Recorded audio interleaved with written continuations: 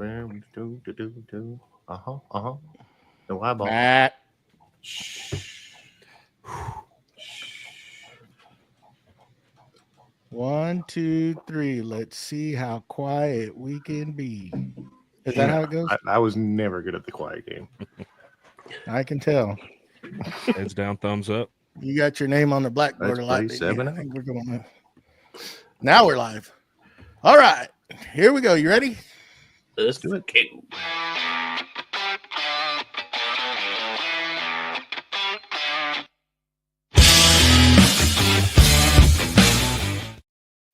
Welcome to Creative Makers Podcast, episode 85. And today we're blessed to have the two ladies from this thing called Unhinged.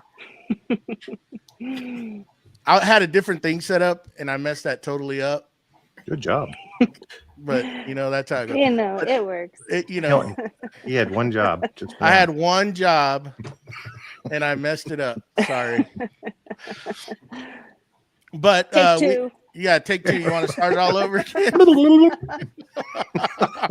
Can we start all over again? Do it. Yeah. Hey, I do all the editing, so come on. Welcome to Creative Makers Podcast. This is episode 85, and today we have Stephanie and Dawn Marie from Unhinged, and I messed it up again. Good job. Oh man, that's pretty unhinged. I'm trying to get. I'm telling you. Byron got me messed up because I knew I was going to do it, and I should have written it down. Unhinged Maker Society. I'm sorry, girls. That's us. That's all right. I feel like it's Wayne's World at the end where we have alternate endings. Now I'm as red as Take 3. Take 3. You want to go? You want to do it again? No, it's up to you. Welcome. We're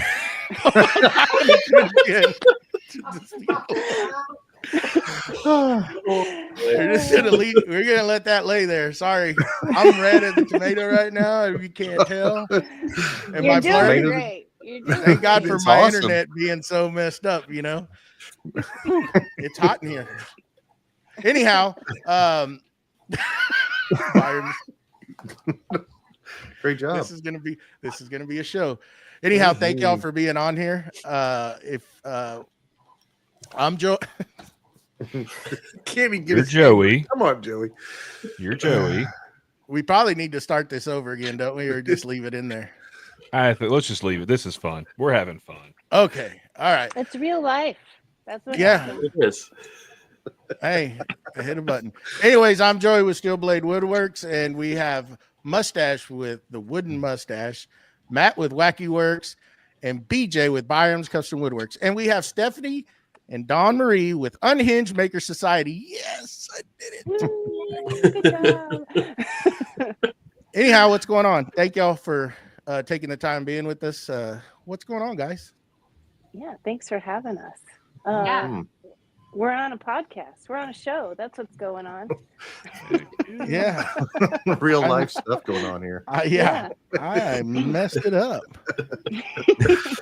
Well, let's get into it, and let's get into this wonderful new segment that we like to call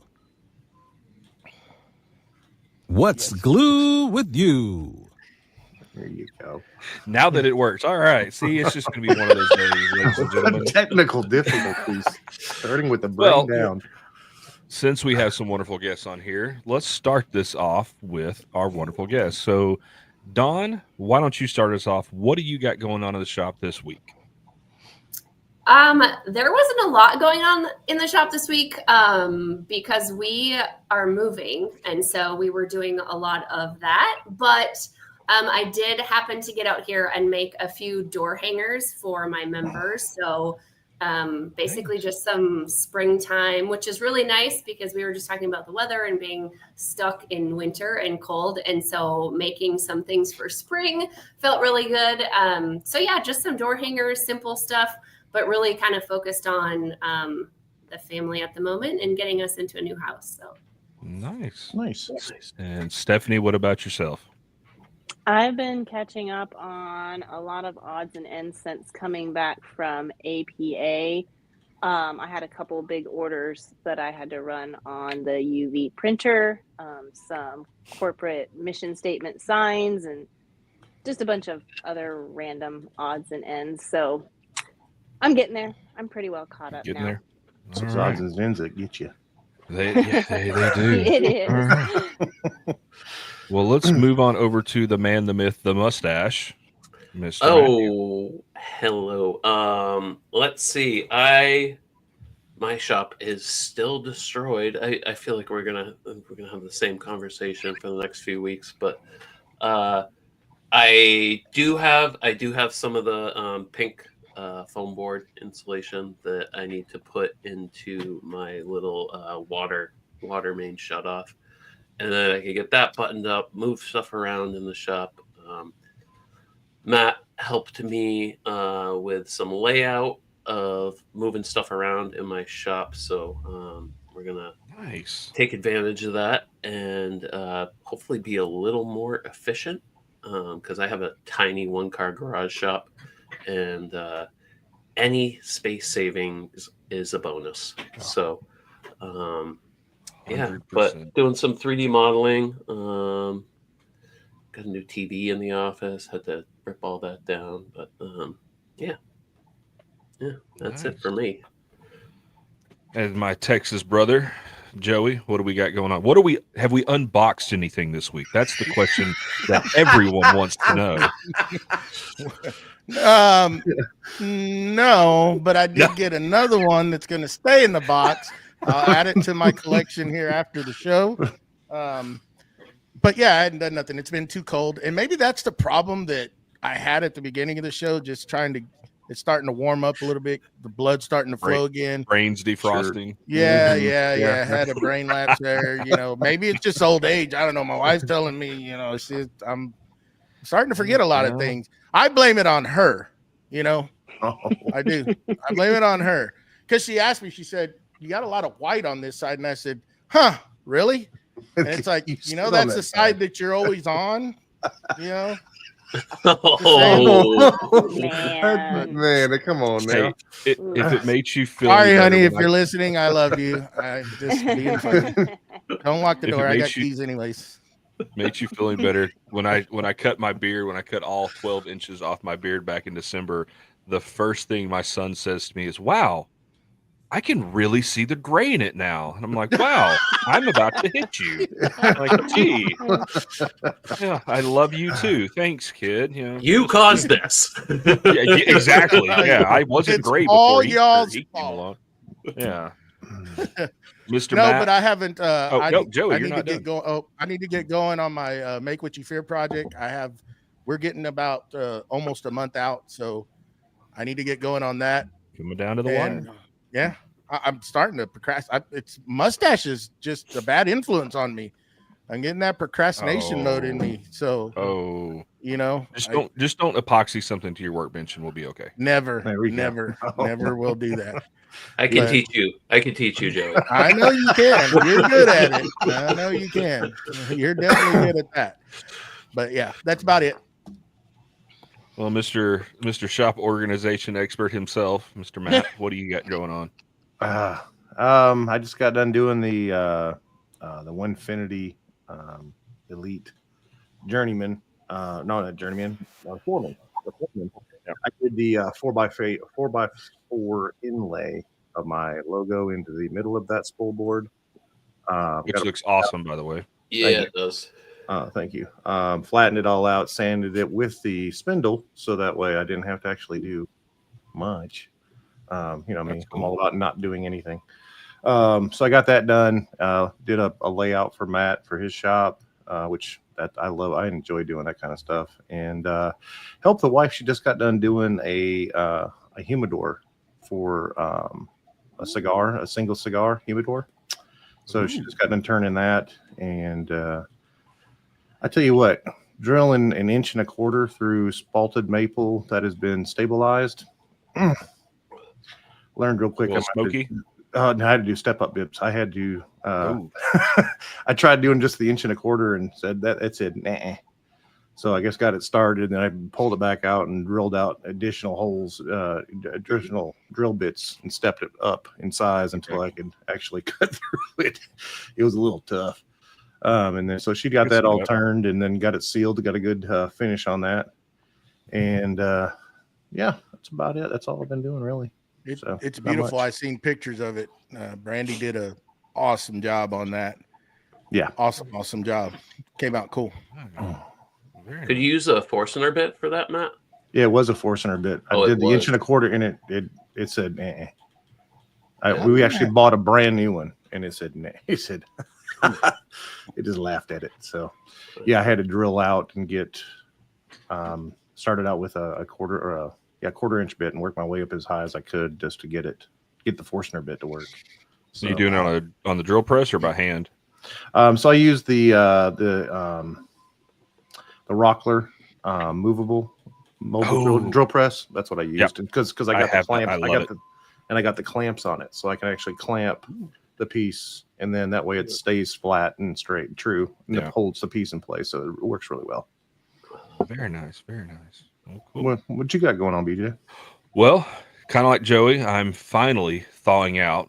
We spent about a week below freezing up here in North Texas. Honestly, I was kind of getting used to the soothing sounds of faucets dripping all night long. It was, kind of nice. I mean, and honestly, I just, before the podcast, we're talking about gas bill. I just got that and, a $250 gas bill for a month just because it was so cold. And, I'm scared to see what that water bill is going to look like. So, but hey, it's cheaper than a plumbing bill, right? Yeah. True. But other than that, I got a little work done on the dust collection. Talking with Matt, I am trying to do my best to get rid of as much flex hose as I possibly can. Yeah. I went today at the table saw. I took out about, give or take a few inches, about 3 feet of flex hose going to the table saw, which amazingly made a noticeable difference. I think I gained, we'll put it in the middle, about 50 CFM at the end of the pipe, getting rid of that flex hose. And then got my oldest to help me run another piece of straight pipe from the Y connector to the CNC so I can cut out some of that flex hose and actually get the pipe to terminate more over the CNC so it's more central. And I'm not worried about stretching that hose out as much. And it did make a huge difference because the CNC runs so short from the dust collector. Other than that, just kind of cleaned up. We being cooped up in the house for the last week, wife and I woke up this morning and said, "Hey, it's warm. Let's start a little spring cleaning." So cleaned up in the house a little, and then I got out in the shop and cleaned up a little, and it didn't make a dent. All right. I don't think it ever does. I got some sawdust off the floor, but the scrap wood pile is still just as big as it ever was. So I'm waiting for that nice, beautiful spring night where we can sit out around the fire pit with some cold beverages and get rid of some of this scrap wood. But, Make There you burn go. barrels for. So I got a quick question since we're on the cold deal. Is this just like a southern state Texas deal that we drip faucets, or do y'all northerners do the same thing? Yeah. Keep the pipes from freezing. Nope. Oh, you just want to drip. Well, I drip one faucet is what we used to do up in Michigan, and then when we moved down to Georgia, I did the same thing down here. So I was just wondering. And who's running a 3D printer? I figured. yeah. I need to pause that. Leave it alone. We'll be all right. I mean, up here in the north, Joey, we it depends on how your house is, because Okay. if all your pipes are insulated, then you should be good. But That's what my dad was saying up in Colorado. It's all, they try to keep all pipes away from exterior walls, other than like your outside faucets, but they all terminate, 6 to 8 inches back into the wall. yeah, And then where the valve is way back in the wall, so you're not worrying about them, freezing. So when I build my dream house, I'm going to build it like they build it up north. Because I hate dealing with Absolutely. In floor heating. Nothing. Nothing in the Yes. walls. 100%, and that's for my wife because she hates cold floors. Yeah. Well, all right. So why don't we get going here? So, ladies, why don't y'all give us a background of how y'all got started? In making, what got y'all going? Just give us a little bit of a background on that. You want to go first, Don? No, you're it. All right. I'll do it. Well, mine was just a hobby. I was a dental hygienist, just playing around with my, well, actually I started hand painting those farm signs. So started with that, got a vinyl cutter, thought about getting a CNC router, ended up with a glow forge, and then it just dominoed. So, yeah, just crafting turned into a business, basically. That's long story short. We don't need that. We got long Yeah. time to do. I mean, kidding. I know, but it was weird because you're just making stuff and then you're showing people the stuff you're making. And they're like, hey, can you make me this? And I'll pay you. And you're like, wow, that's cool. I didn't know people would give me money to make things. And then, it's just everybody in my family makes something. My grandpa was a woodworker. My mom's a crafter of pretty much everything. She's done, you name it, she's done it. And my dad could fix anything and make anything. So it's in my blood somewhere in there. So just couldn't stop once I started. Well, it's always good to show a little bit of money coming in. So when you got to buy that equipment, at least there's an explanation there. It's like for the better half, Yeah. Well, and that's kind of what it was. Like my whole goal was just make enough to be able to buy the next thing. It wasn't really a plan to ever make money. And it definitely wasn't a plan to be my full-time business. In fact, I had several people say, you should start doing that full time. And I was like, no way, I'll never do that. And yeah, here I am. So never say never. So Hi, you're up, Don. Don. You're next. You're up. You're up. Well, mine is a lot similar to Stephanie's. Same thing. Like I just started making stuff because it is in my blood too. My dad, same thing, was a woodworker. My mom, she did paper quilling. I don't know if you guys know what that is, but she was always, so it's like little tiny strips of paper that you like fold up and you curl up and you cut and all to like these little flowers. And she would take people's wedding invitations that somebody would get. Like if you were going to a wedding, you would give the invitation to my mom. My mom would put all these flowers, these paper little flowers around it. And then my dad would frame it, put glass on it and give it back to you. And then you would gift that to the bride and groom for their wedding. So that's what she did while I was growing up. And so I always saw my parents, in the workshop and, making things. And I never, ever thought I would do anything with wood or anything because I was raising babies. I had 7 kids in 10 years. And so I was just focused on raising my family. And then I had 7 kids in 10 years. And I was like, I have to do something else besides just be around my babies all the time. And so I started crafting and then I started making wooden signs. And I wanted to figure out how to make more money in the same amount of time because my time was very limited. And so I decided to hold a class. I called it a party because it sounds funner, and teach other people how to make their own signs so I could multiply my profits. And I did that and it just took off like crazy and did like 200 parties my first year.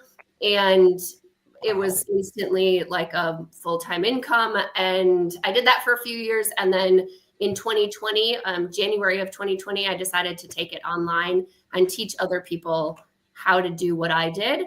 And I've been doing that ever since. So that's kind of how I got started. And I kind of, same with Steph though. I didn't set out to do this. I kind of just like stumbled in it and then was really successful at sign parties and then wanted to teach other people because I was like, there's got to be other moms or people, wanting to get out of the house, wanting to make a little bit money, be creative.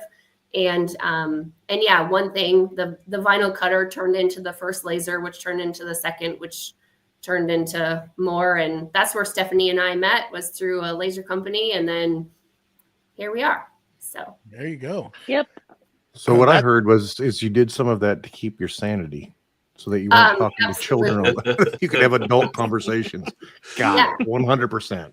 Yeah, well, that was my get out of the house, have a party. And, my husband was working on the road a lot at the time. And so I would have my parents or a babysitter come over and I would leave for, 2 or 3 hours and go have this party and be creative and have fun. And that was really what I needed at the time. And a lot of people, I guess, need that and want to get out and whatever. So it turned into just a fun time with friends and making money at the same time. So now, see, I call it parties too. I tried that. I'm like, hey, we're gonna have a lift heavy stuff party, and I'd get the first time we'd get them over here, we'd lift heavy stuff. My wife would feed them. Then the next time, not as many people showed up. They're like, wait a minute, we've been Exactly. Come on, we're gonna pick up this 1948 table saw and move it across the room. Fool me once. Yeah. I don't know what's up with that. So we're gonna Don, go ahead. So Don, your early signs that you were doing and stuff, were those out of wood or just what were you using, a scroll saw? How were you kind of constructing those? So the very first ones, when I realized what I like to make, they were actually out of real pallets that my husband would bring home from work, and I just used a Sawzall to cut them apart. And then I didn't even know what a vinyl cutter was when I first started. So I would do that carbon paper and transfer fonts onto signs and then use a paint pen and fill it in. So this was way old school. And then once I figured out there was a smarter way and faster way and easier way to do it with the stencils and vinyl cutting, then I did that. And I stuck with the palette type, but I used 1x4s instead. And that was kind of my signature thing that I did at all of my parties. I've done, in those 3 years, I did over 600 parties and I did planked signs at every single one of them. That was kind of my jam. And so that's what I did. Just 1x4s, 1x2s on the back. I'd bring the nail guns and we'd put them together at the parties, stain them, and then just use a vinyl stencil at first until I got into the lasers. And then I had the option for people to do the stencils or the 3D, whichever they chose. So I like how you tried to find a fellow scroll sawer, Mustache, but it really backfired on you. It really backfired on you. It did. I did the scroll saw, but I never did it for parties. I would just use it for customs and stuff before I got my laser. Or hold your door open. So serious question. Where is that scroll saw now? Holding a door open. It's back with my dad. Didn't even want it in the house. I didn't use it enough to justify having it in my garage. So So we have a deal on here, so you get caught up. Mustache is a scroll sawer, and I think we have our buddy in here from across the pond, Jamie. And these are all scroll sawers. I make fun of them because I did buy one a long time ago, but now it's just used to hold the door open to let the breeze in the shop. That's okay. So just to, and he I like them. I mean, you can make some really sweet stuff with a scroll saw. I mean, more power to you, but yeah, I just don't use it a lot. Proper ventilation. It's okay. Yep. I'm sure once I get my CNC going, I will probably end up selling it. You will not use it. Yeah. I mean, I use it way less since I got the laser too. So y'all are two individuals that are highly successful and highly talented, and y'all grouped up or combined together. Y'all found each other and y'all started this Unhinged Maker Society. Why don't y'all explain what this is, what it's going to do for the listeners out there when they sign up and get to be with y'all and teach? What are y'all going to teach them? Yeah, so the cool thing about us is we have different skills in different areas. And Dawn's really good about teaching people how to make money and how to scale their business. And I'm pretty decent at the technical side of things. I run a lot of machines and, I've built a business too. So sometimes I don't give myself enough credit on that one. But we got to talking and we're like, you're in the community space, we're in the laser space, and there are so many resources out there teaching people how to run their equipment or what products to buy and telling you what equipment to buy. But nobody really tells you what to do once you have it. Like once you make that product, what do you do with it? How do you make money off of it? You know, you just assume you buy a laser and start lasering, and then, you know, people are just going to start paying you. And that's really not how it works. So we're finding that so many people were asking questions, you know, whether they were reaching out to us individually or we were just seeing it in the maker spaces where people just felt so lost. Like, you know, I've had this laser for 2 years and I can't make money. You know, what am I doing wrong? So we decided, you know, we could help. You know, we've done it. We started from the beginning. We didn't know what we were doing. We screwed a lot of things up and made a lot of mistakes, and we just had to muddle our way through the whole thing. And in doing so, we learned a lot. So we wanted to be able to teach other people how to do it too. So I can be like Adam Sandler, you know, you know, wedding singer sitting there and go, I like money and you have money. How do I get the money? I'd like more. Yeah. No, so I mean, there's so many aspects that go into it too. You know, whether it's your marketing, your social media, you know, all of that stuff combined, your branding, you know, how you set up your website, all of that stuff goes into it. And that's what we're helping people with, is teaching them all of that. So every month we have a topic and we kind of have a plan, a path for success. And we're just going through, and we have monthly trainings where we talk about the actual topic. You know, last month was branding, you know, how to build your brand. And then next month we're focusing on mastering your local market. So how to market to your local community and build awareness around your brand there. So every month we have a different topic. We go in and we do lives with our members and let them ask questions. We have challenges. So, you know, we challenge them to do something within that topic. And then, you know, just to help empower them, you know, some people are just really scared to get started, or they just don't know where to start. And that fear just completely stops them from doing anything and taking any steps whatsoever. So we're just there to kind of push them a little bit. I'd say hold their hand, but we're a little more unhinged. So we're just going to push them. Fly, bird, fly. Yeah. You don't learn to swim by standing on the edge of the pool. Yep. Yeah. No, but I always say I was just gonna say I always like to say, like, we're coaches and we're gonna ruffle your feathers a little bit. Like it's all in love, but sometimes they don't hear from other people what exactly they need to do. And we're not out there to, like, you know, be mean or anything, but we'll tell you what is working and what doesn't work. And like just this last month, we did some audits to their social media and their websites, and, you know, what are the first things that we kind of noticed as outside eyes looking in. And we don't want to sugarcoat it. If it's a hot mess, we're going to tell you, like, this needs to be fixed. You should probably change that, you know, whatever. But I would have given anything to have someone like that when I was starting. Again, like Steph said, we have learned so much, and we don't know everything. We're not out there saying, like, we know it, we're the best, do it this way. No, absolutely not. There's people of all different makers in there. And that's the thing too, is we wanted to make it where we don't care what you make. If you make soap, or if you make t-shirts, or if you make furniture, it doesn't matter. You're welcome in the space, and we're all there as creatives. And the community aspect is another thing that we were super excited about, because yeah, there's groups and there's places to hang out, but to really, you know, ask the question of, like, okay, I just started and I don't really know my next step. Like, can I get some help? Like that's maybe overwhelming and a little bit intimidating to a lot of people to maybe walk into a big Facebook group or something and ask that.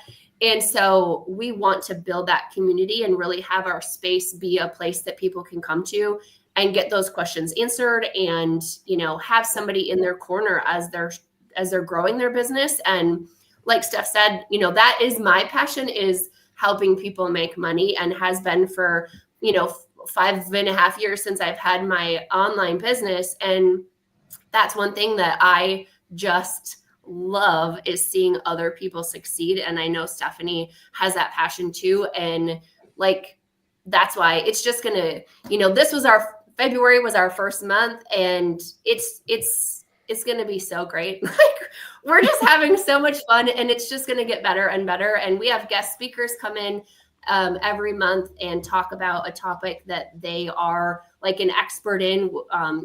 Like she said, this month was branding, so we had a branding expert come in, and it's an amazing place for any maker, really. So do y'all have like is this like a live Zoom type deal where everybody's in something like this, or for y'all's monthly meetings, or do y'all just?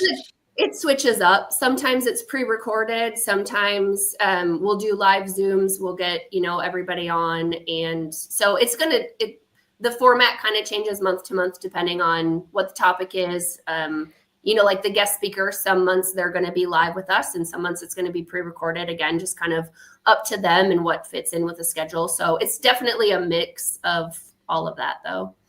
Yep. All of our trainings, or quite a few of them, are pre-recorded, so they can log in to the membership website and watch those whenever they want, however many times they want. We have some downloadable files that will help them, and we're continuing to add more, in different topics, whether it's content creation or actual laser files, things like that. Dawn just added just a fun one for the spring, kind of a mom one, just to keep everybody just as a fun little bonus. But it's a good mix. Then we do the live Q&As, where after they've watched the videos and they're sitting there like, like having a few questions, they can ask us. And then we have the members only Facebook group, which is where a lot of the content is and a lot of the community interaction is. So they can talk about what they've seen on the videos, the things that they were working on. We had one member, she messaged me yesterday, and she's like, I have been so motivated. I'm working on my branding. I've got all that. I'm reworking my logo. I'm reworking my website. And so it's so great to see, like, you put this stuff out there and you're hoping everybody's getting excited about it. And then you're wondering, like, are they even, what are they doing? And when you hear that, you're like, okay, good. They're really taking to it, and they're really trying. And, it's awesome. It's been great. Yeah, it's platforms like this are very helpful, because like you said, if when we all started, one thing, it probably would have helped to save money and not purchase so many different things that we didn't need. You build these things and you don't know what you're doing. I didn't know what I was doing. I mean, as far as, what logo do I need? Who do I have make that? And then, how do you put it out there? How do you get this stuff out so you can get your brand out there? And then it's like the marketing part. You can make, like you said, you can make something, but if you don't know what to do with it, I mean, it's just going to sit there. I mean, it's tough. It's a tough deal. And to have individuals willing to make a platform like this and give their expertise advice for it, I mean, that's like well worth the fee to get in and get help, because it will in the long run save you a lot of time and money, especially like y'all are going into their platforms and looking and telling them what needs to be corrected. I mean, all that stuff is very helpful, because it's tough. It really is tough. There's a lot of people out there doing it, and then to get recognized, it's hard. Well, there's just so many things that go into it. And when you start, you're not thinking, you make a product because it's fun and it's a hobby. You're not thinking about logos and brand colors and packaging and shipping. And then suddenly somebody asks you to make them something, and you're like, shoot, like, what do I do? And you panic and you start throwing stuff together, and you slap some random logo on something and shove it in a bag and ship it off. And that ends up being your brand. And that's not, we're trying to teach people to be more intentional about it. and it's always a work in progress. I'm always working on all of that and constantly improving, but it's really just a way for us to help people get organized and think through all of this step by step and actually take their business seriously and transition it. Some of them are transitioning it from a hobby to an actual business, and it's hard because there's just so much going on at once when you do that. Yeah. Well, and then the marketing aspect of it too, like you said, you have this product and then maybe some people start asking, family and friends or whatever. So you start making more and then you're like, wait, how do I get it out to these businesses, or how do I sell it online, or like, what do I do from here? Because you can have the greatest product in the world, but if nobody knows about it, you're not going to make sales. And so we've both heard from, our followers and people out there that it's like, yeah, I don't know what I'm doing, or I don't know how to market, or I'm scared to show up online. And do I need to be live? Do I need to have a Facebook page? Like all this stuff. And we want to just break that down and help them get out there, help them market. I love thinking outside the box. I love doing things that, people may not have thought of or whatever. And so that's really where I like to help people, is on that side. So yeah, it's like, you have a product, let's get it out there. Let's make you some money. Yeah. Or even just people who are stuck, because some people just lose motivation, get stuck, and just start making a crap ton of excuses, and oh, I posted online and I still can't make sales. My shop's so slow. It's the economy, blah, blah, blah, blah, blah. And it's really usually not. It's usually you're not doing enough. And, it's not like we're telling our members that you're not doing enough, but, it's making suggestions like, have you tried this? Have you tried that? These are the steps you need to do, and you're probably not doing all of them. And if you are, you're probably not doing them enough. It's a lot of work to run a business, even a small business. So it's, yeah. I mean, I'm guilty. I'm guilty of that. Like I have stuff, and I can put the effort in to get whatever it is out there, but part of me just likes being lazy too. So well, the first step, Mustache, is to admit it. So there you go. There you go. Yeah. At least you're aware, right? There you go. But like you brought up a good thing, and a lot of people, I know when I first started, I did the same thing on some of my 3D prints. It's like, I got orders. I made the store and wasn't even thinking past that. And then I get an order and I'm like, oh, now I got to ship it. Now I got to ship it. So I'm like, I'm asking my wife, do we have any boxes? Do we have any Amazon boxes? And I'm sitting in an Amazon box, right? And it's like, I can't be doing this, right? So then, I'm in my shop. I made a room. It's a shipping room. So I started ordering boxes, correct size boxes to fit these items so I can cut down on costs. And then, and then it's like, well, first impressions, when they open that box, I need to have some stuff in there to wow them. And then they're like, oh, this dude's legit. He's sending some stuff, but it's not the product. It's also like some pamphlets to tell them what I'm about. Maybe throw in some stickers, just give them a little extra than they weren't thinking, and that to me goes a long ways. For when somebody buys it and they open that box up and it's presentable.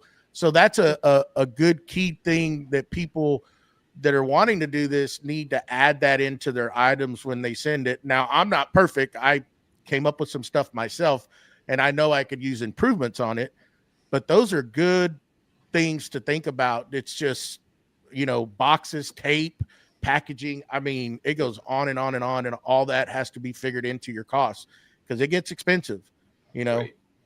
Yeah. And that's another thing, is pricing and figuring out. Most people don't sit down and figure out their cost of goods, and or if they do, they're just thinking, plywood and, that's it. It's like, every little bit of everything goes into the cost. Your packing tape, your box, the little crinkle paper you put in there, the earring card if you're selling earrings, like, you know, all of that goes in when you're figuring your prices. And a lot of people are selling themselves short. They're not making enough money. They're not making enough profit because they're not pricing their stuff. And, you know, they're sitting there at the end of the month wondering where all their money went, you know, like, why am I not making money?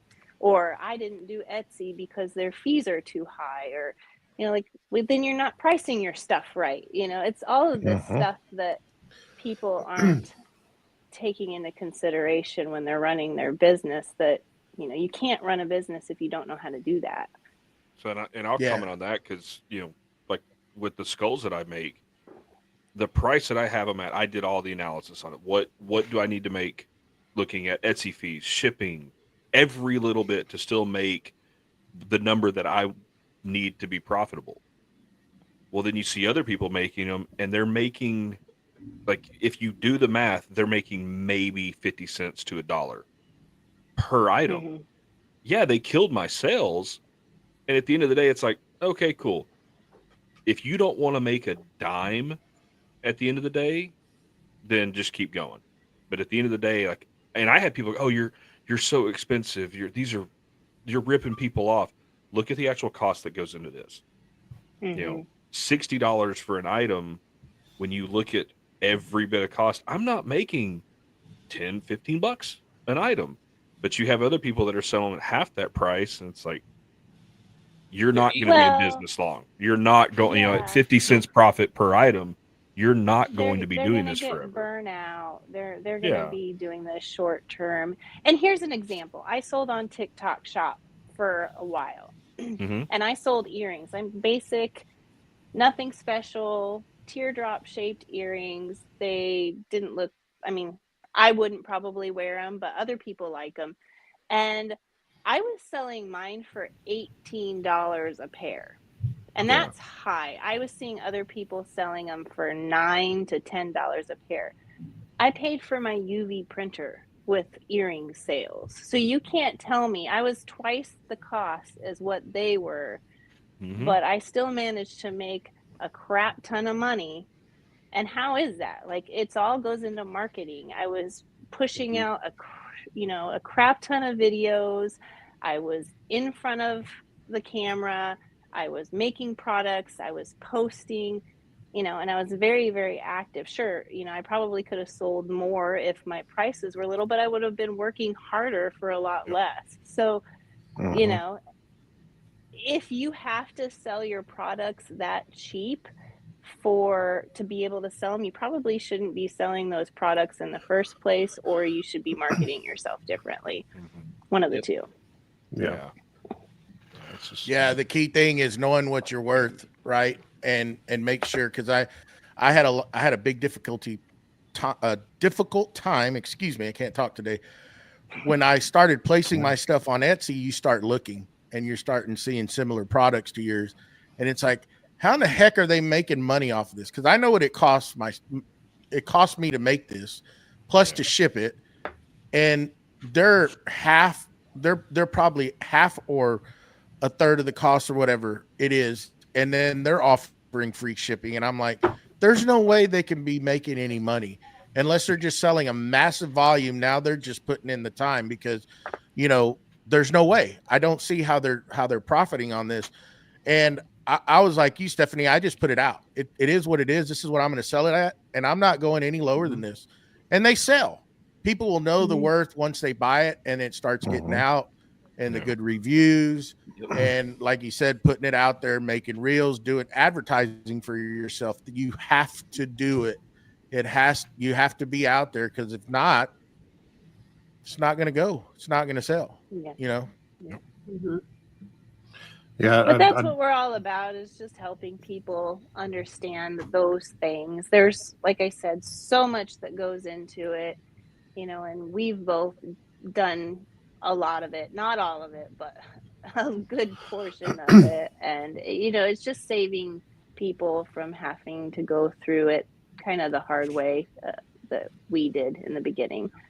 And it's the accountability, staying consistent, especially at the beginning, is hard. You're like, hey, I did 2 posts this week. Isn't that enough or whatever? Why, where are my sales? But, being consistent is a key, and having that accountability and having somebody kind of, ruffling your feathers and telling you to, maybe check this out and do it this way. And have you tried that? Like Steph said, and, really that's super helpful too for a lot of people, is having that accountability, somebody in your corner. Yeah. One of the things y'all brought up was the website thing, and I remember very clearly I had help building this website and got it all together and got sales, and I got a couple sales, which I'd pushed my Etsy, make sure to put the website in there, so it kind of pushed towards, because then I ain't got to pay fees on my website, and except for the yearly fees for the website. Yep. And then they started emailing me like crazy. All these brands and all these things started emailing me. Oh, we need to do these codes and these things to push your website. I'm like, SEO. Yeah, I'm like looking like a deer in the headlights. I'm like, if you need to cut a miter joint, I got you. I don't know what you're talking about. I ain't got no clue what you're talking about. And still, it intimidated me to the point where I kind of pushed away from it. And having somebody there to be able to, at least help you or guide you in that would be very helpful. Yeah. So, well, when we were talking about setting up this whole membership, and, of course, you discuss all the aspects of it, including, well, what are we going to charge? What's our monthly membership fee going to be? And we're going back and forth. And, what we ended up settling on, we're like, freaking, this is a steal, to have 2 people who have gone through this. I know it sounds funny to say, but we're like, to have 2 people who've done this already, there to help you along the way, every single month, teaching you everything that they know about business, and you're paying, $29 a month. Like, that's a steal. That's a couple of fast food meals. Well, one fast food meal now, if you really look at it. So it's like, that's cheap. That's cheap. So we're like, we feel like it's a value, and both of us, it means a lot to us to be able to do this. So, what we make sure that we feel like we're giving our members what they're paying for, because we want to make sure that they're getting that, help that they need. Yeah, I think it's another tool in your arsenal as well. Like, I bought a new laser. I bought this. I bought that. Those are tools to have the knowledge of how to do it, to get it out and sell it, is another tool in your arsenal. And to have you guys there to be able to explain that is, I think, a great value. And just questions on operating the machines. If they get Stephanie, like a Trotec, Don Marie, whatever brand you run. I mean, that's helpful knowledge to get them going when you're having a problem. Heck, just alone sourcing materials, by signing up to y'all's platform. I know, Stephanie, I followed you on TikTok for a long time, and I always steer people towards you when they had Lightburn questions, because you have a lot of good tips and tricks in there. And, it was like, they're always, I could see in the comments, like, where are you getting that from? Where are you getting that from? And it's like, I mean, heck, my wife wanted some things, and I've reverted back to some of your old stuff just to see where you got some of that stuff for my laser, and things like that are very helpful when you have a platform, or just somebody like when one of your members reaches out and says, hey, Stephanie, or hey, Don, where can I get this from? And I'm pretty sure that stuff that y'all will relinquish in there, here, they go here. This is the best spot to get that, that learning curve. Kind of, I mean, I still see people are still buying, proof grade materials for their Glowforge. It's so expensive, and there's so many other options out there. They just don't know what it is. They don't know where to buy, or they're scared to try a new product. What if it ends up being junk? And and you can get that information a lot of different places, but we have companies that we've worked with, that we're not affiliates for. We just have used their products and love them. And, we've always shared that, it's not anything membership specific, but we have, we've helped a lot of people with all sorts of different types of supplies. So I want to bring up a real quick thing here is branding and advertisement. How many of us, or I can say myself, when I was looking for a laser back in the day, what was being shoved down our throats? It was good advertisement, and they probably sold a lot of units, not knowing that there was other things out there, just that was always on the forefront. It was there. It was Glowforge. And not talking bad about them. I'm just saying they did a good job putting that machine out. Heck, we were even going to buy one until we started researching and seeing that there were better things out there, or bigger machines that you could do a lot more and a lot quicker. And it's going back to what you were saying, advertisement, putting your stuff out there. They did a good job of it, and it was out there, where other companies didn't do as much, but yeah, it's pretty good. We got a question in the chat. Let's jump into this real quick. One above it. The one above it. I clicked the wrong button. I apologize. Technical difficulties going on. Yeah. Well, he typed something else in. I had my clicker on it. I understand. Yeah. That so what ratio of profits do you recycle back into your company after you're paid? Care to hit that one, Dawn? Well, I mean, it kind of varies, especially when you're starting, because a lot of that money is going to be reinvested back into your business, and you might not pay yourself for a while. But I like to do, I mean, if you're talking like after you're setting aside for taxes and after you pay yourself a profit and all that kind of stuff, I mean, I would shoot for, 20%, 25% even back into your company to reinvest for, different equipment and stuff like that. But I think it's going to depend on where you are in your journey and how much you can, what are your profit margins? Like how much money do you have to not play with, but how much do you have at the end of the day? Because so many people underprice themselves, I feel like, and then don't know how to manage their finances. That's another thing that I'm like super nerdy on. And we haven't gotten there yet in the membership, but is like business finances and keeping them separate from your personal. You don't know how many businesses or how many people want to start a business and don't understand they need to keep it separate from their personal. And they're spending like their grocery money at Home Depot buying stuff, supplies or whatever. And then they're wondering why they can't figure out their taxes and whatever. And it's like, you have to keep your stuff totally separate. And so that's kind of a whole big thing. But yeah, so I would say figure out your profit margins, figure out, what I would say set aside for emergencies in your business first. And then, part of it for marketing and, what equipment are you going to buy in the future, and kind of have different categories and not just one lump sum. I like to get kind of nerdy with it, but I don't know. Yeah, you could go down a whole big rabbit hole in that. Yeah. But what you said on there was a big point, because when I first started, I didn't have anything separate because I was a hobby. I wasn't a business. So I was used to buying everything with my personal money. And then, once I registered for a business, I was like, what do I do?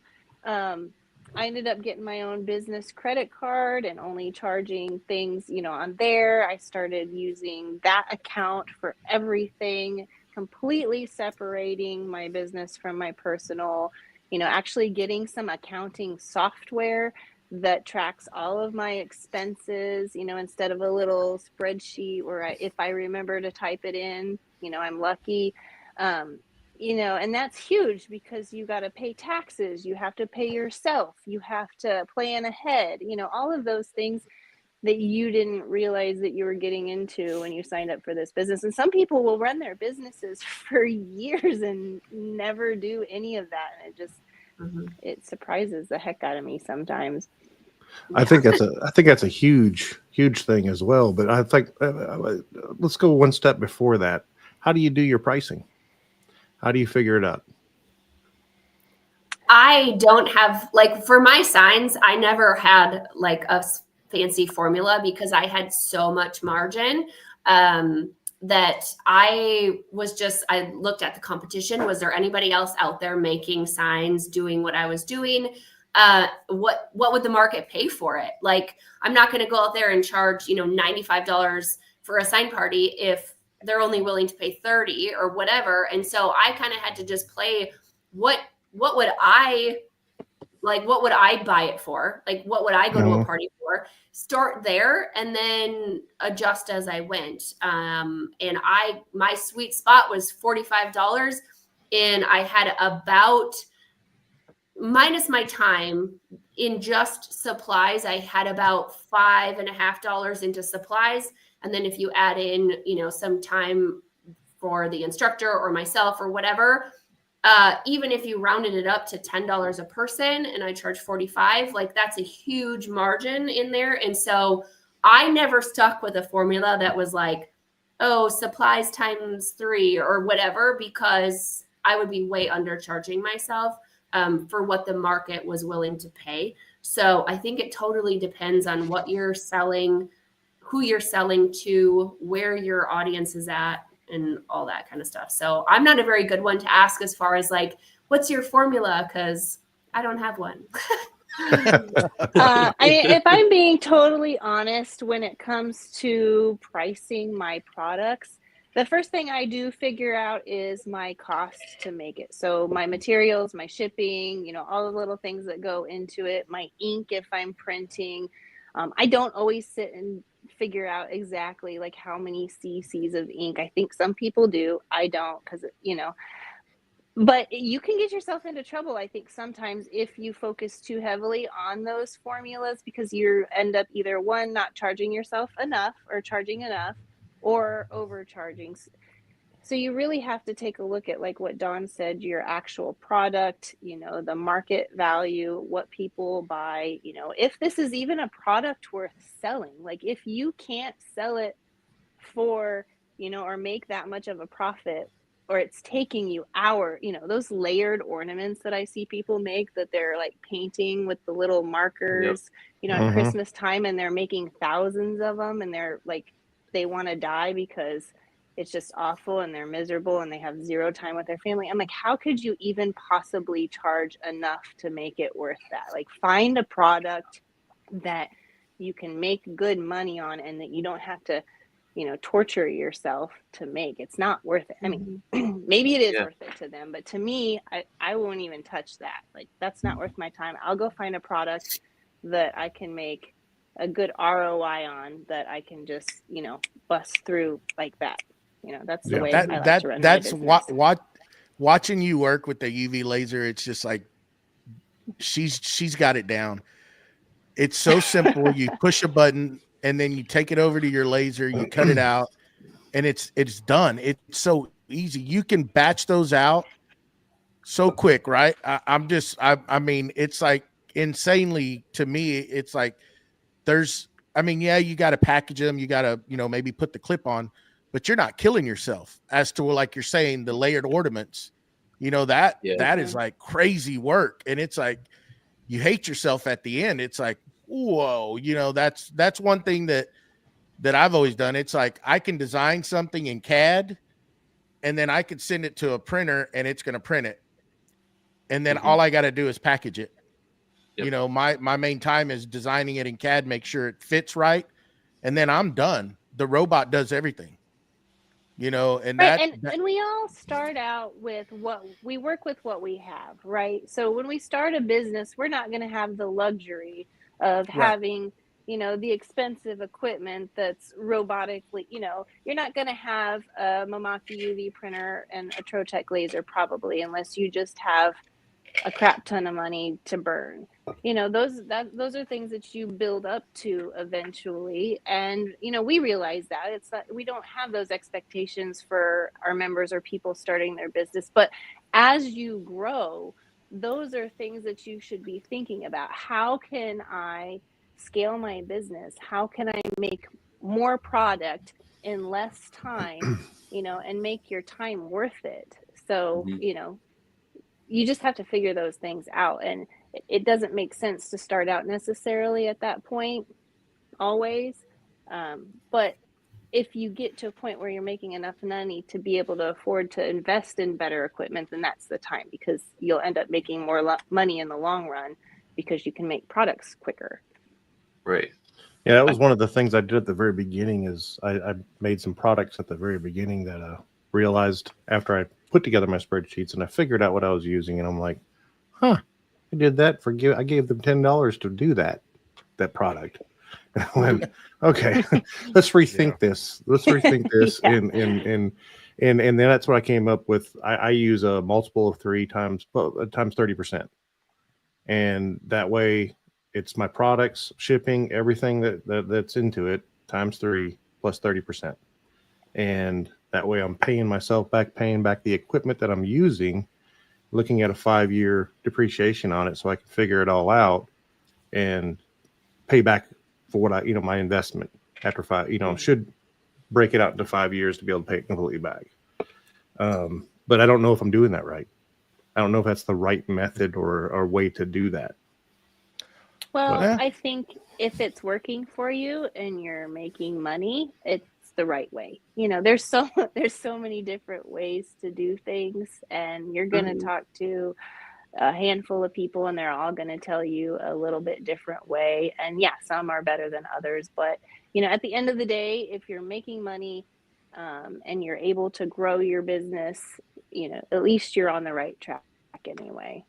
Sometimes with those formulas, I would do that like times 3, and then I'd look at that number and I was like, like that doesn't look exactly right, or I feel like I should be making a little bit more on that, or that's a little bit high.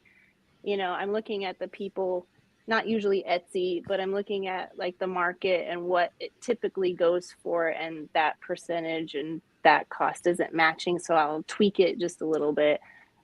But it's a good start. I think that's a good way to do it. At least you are aware of your prices and costs and figuring it instead of just throwing some number out there. Yeah.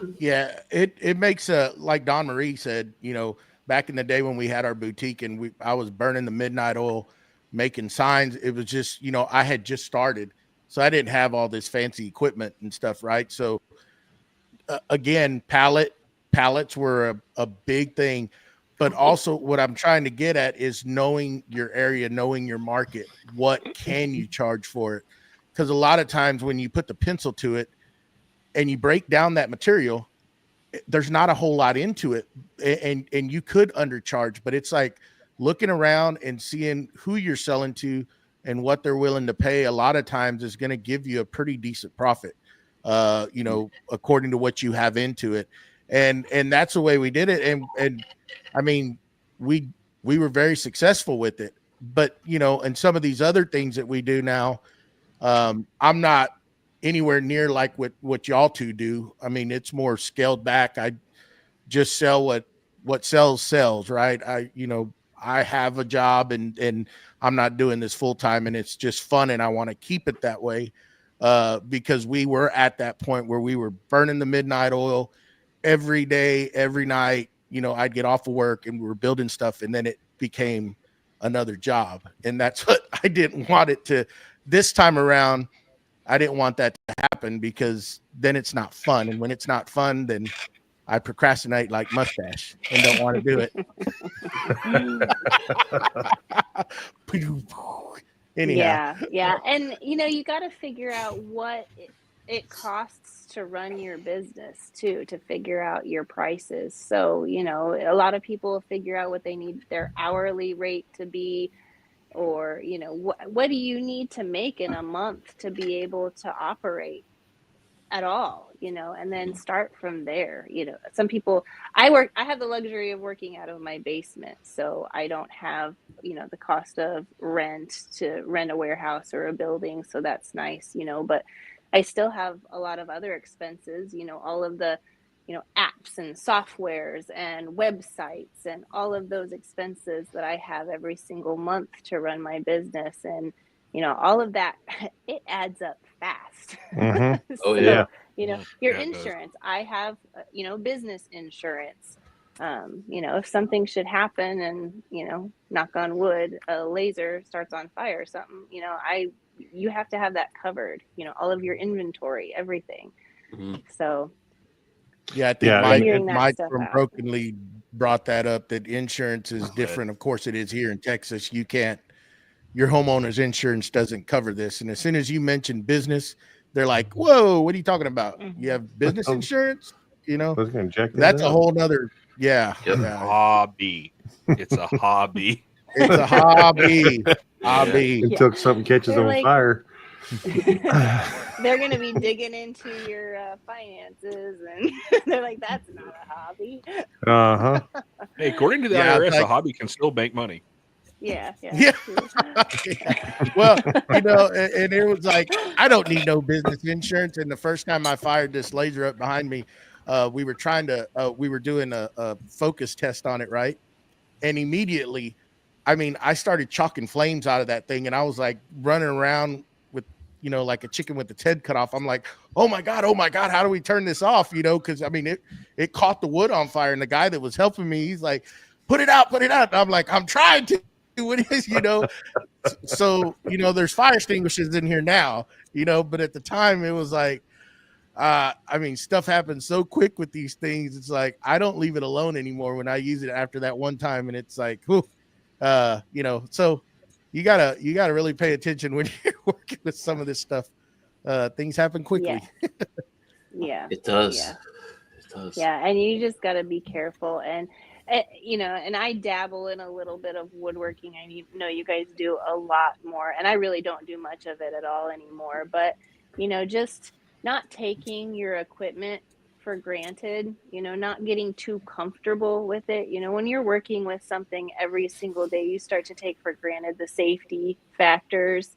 Yeah. And then that's when accidents happen, whether, you know, you're woodworking or you're running your laser and you're like, I've never had a fire. I'm going to run upstairs and grab something to drink real quick and throw some acrylic on the laser. You know, probably not a good idea. So it's not worth it, you know. So just hit pause if you can. Otherwise, you know, take a break. But, Yeah. you know. And don't be sleepy. Don't be sleepy in the shop also. Yeah, if you're running on fumes, like, just take a night off. Yeah, that's I've messed up pretty good with that. But anyhow, yeah, that I guess we should wrap it up, guys. What do you think? Yeah, I'm good. Sounds Unless good. y'all have anything else y'all want to talk about. Yeah. Oh, Stephanie, I did want to talk about the UV printer for a second. Okay. Yeah. Sure. I love that printer blows my mind with how it works and everything. Like, is there anything that you love about it that you want to like discuss quickly? Oh gosh, we'll be here another hour. Okay. Everything. I want to learn. I love my UV printer so much. I knew I would love it.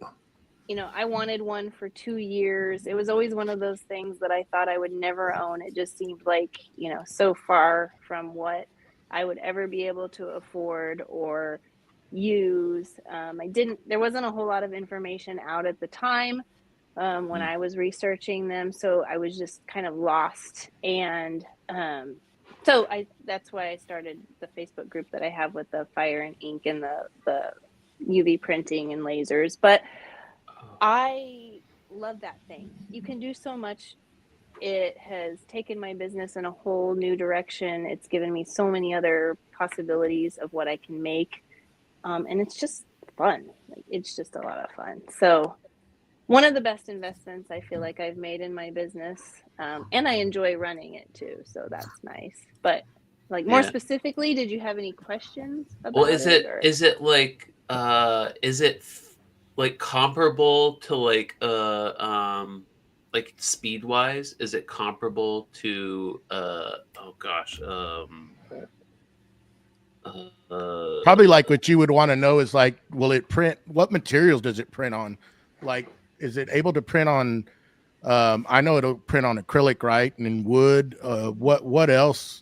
What can it print on? I think it prints on like almost everything, right? pretty much the only thing you can't print on is silicone. It just doesn't take UV ink, and glass is tricky. There's a lot of pre-treatment type things and types of ink that you would need to print on glass, especially like if you're going to put it in a dishwasher, you just don't do it. Right. But like, glass awards and things that are going to be sitting on a shelf, that's a different story. But yeah, other than that, you can pretty much print on everything. The UV flatbed printer that I have, it's not for like fabrics. You wouldn't print on t-shirts with it. Okay. But yeah, as far as pretty much everything else, slate, acrylic, metal, wood, tiles, plastics. I just love the idea of it, because I mean, you think about like, okay, I cut these pieces out on a laser, and then I got to paint them, and then I got to do this and this and this, and like that just shortens all those steps. Well, so here's an fast. example. We were talking about, the time it takes to make something, and, all the effort you put in, and then being able to scale your business to a point where you can make those products faster. I did like a Christmas show, a Christmas craft fair, and I was right next to another booth, and I had UV printed a bunch of door hangers. So basically all I have to do is throw the round on the printer. It prints, a big, beautiful background. I slap some letters on it and call it a day. So I can whip those out just every 5 minutes, or so. And then, the booth next to me, you could tell, they were hand painted and they looked nice, but the quality wasn't as perfect because it's not printed. Mm-hmm. Her prices were like half of what mine were too.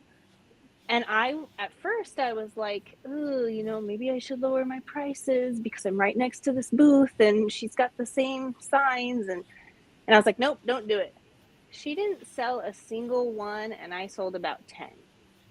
So Oh not my goodness. only were my prices higher, but also I was able to make them so much faster. So my profits, even if she had sold, my profits would have been so much higher. Those are things that really stuck with me, and it was nothing against her, but I noticed that and I remembered that because I seriously thought about knocking down my prices just because I was next to her in the same booth. So it's not about your prices; it's about quality. And I just should have made more, honestly. Knowing your worth. Yeah, knowing your exactly. worth. Yeah, exactly. So, I'm able to scale my business because I added a machine. It was an expensive machine, but the profit that I can make with it is so much higher. So as long as you know how to market those products, Mm-hmm. And get your sales, then it's totally worth it. So go ahead. Thinking about prices, I'm just curious of what softwares are you guys using to do what you're doing, and kind of the estimated cost of what that is. Because I know some of us use, good God, Lightburn and maybe VCar Pro and stuff like that. But I mean, I'm sure you guys are using, it sounds like, even with the, like you talked about keeping track of your expenses and stuff. What kind of software are you using to do those kind of things? For my accounting software, I use QuickBooks Self-Employed. Okay. So same. It's attached directly to my bank account, so it tracks every credit and debit. So I just go in every month and you can attach your receipts to it, and then just go in and make sure that they're all categorized properly, and then you print a report at the end of the year and use it for your taxes. So it's really nice to have. And then other things that I pay for, and all the little apps, Canva, and then the social media type apps that I need for my videos and things. And I don't know at this point, because I've added so many in the last couple of months, exactly what my cost is at the moment. I should know, but I've literally added probably about 10 new expenses lately, so I need to go in and figure that out again. Well, Yeah. it's like you need those things. It simplifies stuff. Here on the podcast, we use a lot of different programs. It makes stuff easier to get out. We all work, and it's like making the time where we can recoup that time to spend it with our families or do a project out in the shop. BJ, we usually get together and on Wednesday or Thursday, and we start cutting reels or whatever. And he's like, why didn't anybody ever tell me there was so much work to do? Before I said yes to doing this, and it's like, yeah, it's a lot of work. And we have all these different programs that we can just click and paste, and it cuts our reels for us. And then we'll go in there and tweak them, building the show, advertisement, and we're still learning. We're not perfect at this. You can tell as I came into the show, I screwed that all up, but what? I don't know what you're talking about. But he did a great job at it. He did a great job at it. It happens. But all seriousness, y'all two do sell individually, and for the listeners out there, y'all want to say, this is about Unhinged Maker Society today, but y'all do have y'all's own platforms as well. And if y'all want to tell us about that and how they can go reach out and maybe buy some of y'all's products, that would be great to have on the show. They have a direct link to that as well. Oh yeah. So I have my own website. It's thecountryporchswing.com. And then I also have an Etsy. It's the same thing, the Country Porch Swing. So for products, that's where you would go if you wanted to buy any of my products. And then I spend most of my time in the social media world. So I'm the Country Porch Swing on TikTok and Instagram. And then I have my main Facebook group where we are talking about UV printing and lasers. So if anybody's interested in UV printing, I think it's the best group.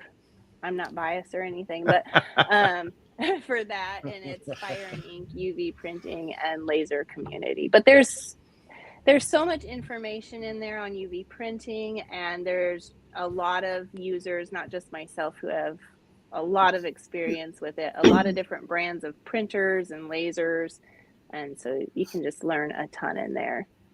But I'm all over the place. Yeah, but you're only allowed to go to Unhinged Maker Society to get the best information about that kind of stuff.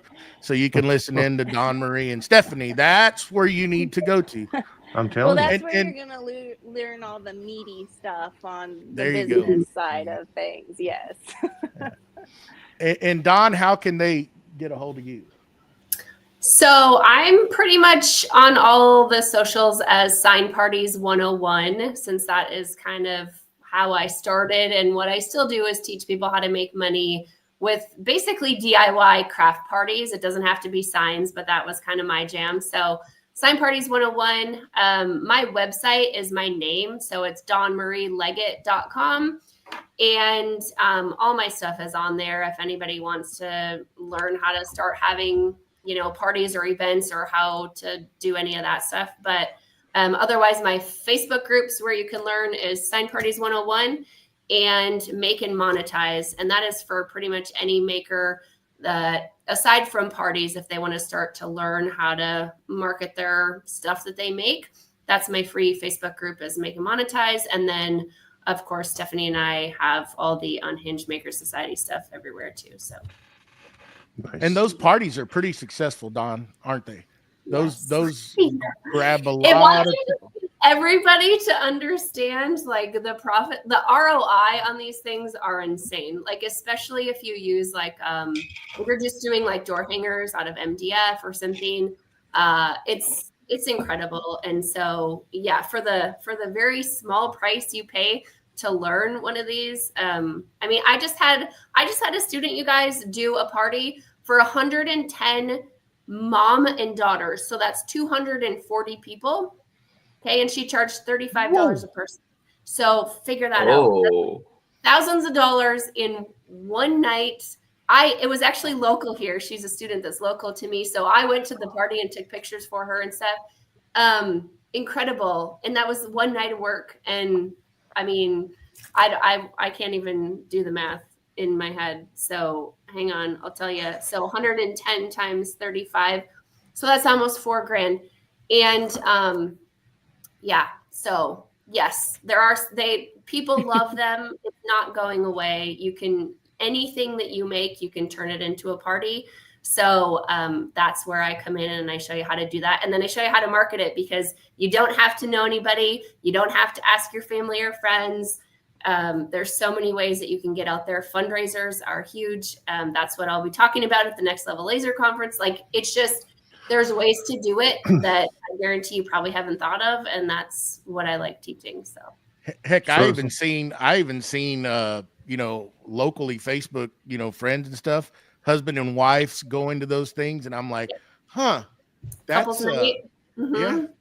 Yep. So that's what I'm doing wrong, is that when I have these heavy lifting parties that I have them come over and do, I'm not charging them. That's what I need to say. Yeah. And you're bugging family and friends, which is to say not to do.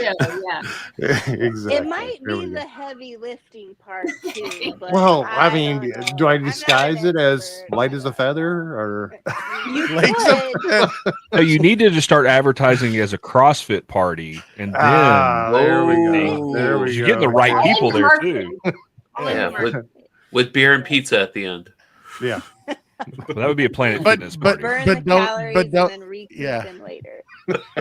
they're gonna say, don't use your picture, Matt, because they're gonna call that BS as soon as they're like, there's no exercise going on around here. Just get a Hans and Franz in there. Well, I know when we poured the slab for the shop, and it was a 60 by 30 pour, and it was quite extensive. And everybody showed up at 7, and they're like, "So what are we doing?" And I'm like, "Yep, we're pouring concrete." We poured that whole entire thing, and like there was halfway through it, about half of them dropped out. But yeah. Remind me not to go to any of your parties. Heck yeah. What?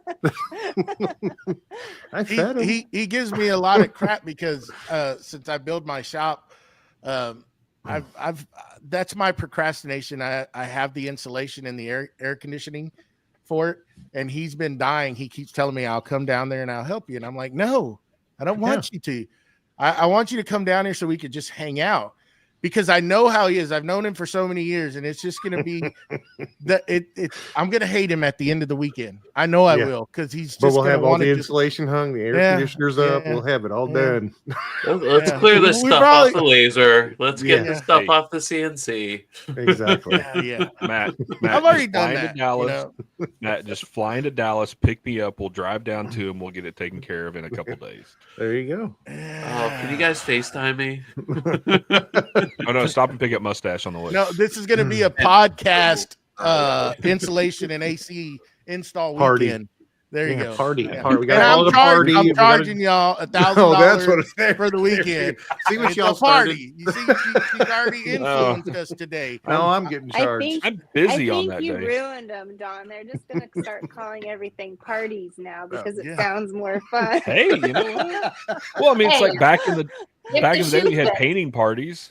You know, Yeah. we used to do painting parties back in the day. I gotta pay back the AC and the insulation. That's a good way to do it. You learn how to do it, and I'll just, it's just a little fee, and I'll teach you how to do it, and I'll even let you do the work at the same time.